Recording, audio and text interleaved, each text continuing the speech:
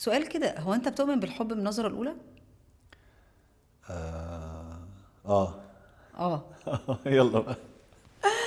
طب وصفات الشخص الشخصية اللي ممكن تحبها او ترتبط بيها؟ اصلا مختلف شويه. انا لازم البنت تكون حلوه، بعد كده اشوف الشخصيه. تمام، لا يا راجل. شفت الصراحه اكتر انت كده. مفيش صراحة اكتر من كده. انا كده تكون حلوه. طب لا معلش، مواصفات الجمال عندك ايه؟ لا، لازم البنت تكون حلوه. حلوه تعجبني، نبتدي نتكلم بقى ونشوف ونعرف وكده. اه، اللي هي ممكن تجذبك كده من لازم الاول بالعين وبعد كده نشوف بقى. تجذبني بجمالها.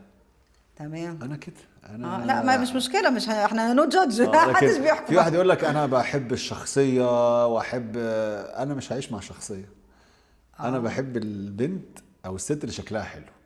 بعد كده بشوف اكيد هيبقى في مشاكل، ما انا مش شخصيتي مش حلوه برضو. تمام. يعني انا برضو مش احسن حاجه اكيد. انا في عيوب لا لا لا، الدنيا. حلو حلو تمام ده. بس هي لازم تكون شكلها حلو. انا بتجذب للست اللي اللي شكلها شكلها حلو. حلو. طب معلش برضو، المواصفات ايه؟ الشعر واللون والكلام ده كله، ولا اه انت يعني احب افهم برضو. يعني بلوند يعني. بلوند. اه اه. لا تمام يا جماعه، خلاص عرفنا معاذ عايز ايه. طب لو اتكلمنا عن الصفات الشخصيه، ايه اللي ممكن تحبه في الشخص اللي قدامك او في البنت اللي قدامك؟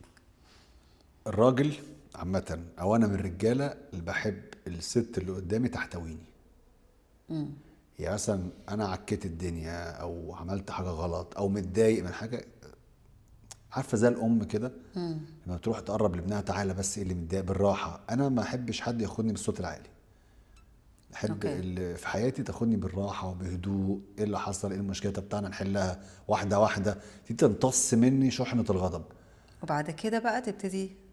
بعد كده ابتدي انا اطلع بقى، انا مش عارف اتصرف، انا عايز اعمل كذا، طب هنعمل ايه، الاقي حد بيشاركني.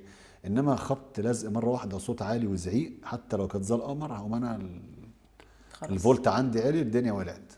اوكي. حلو.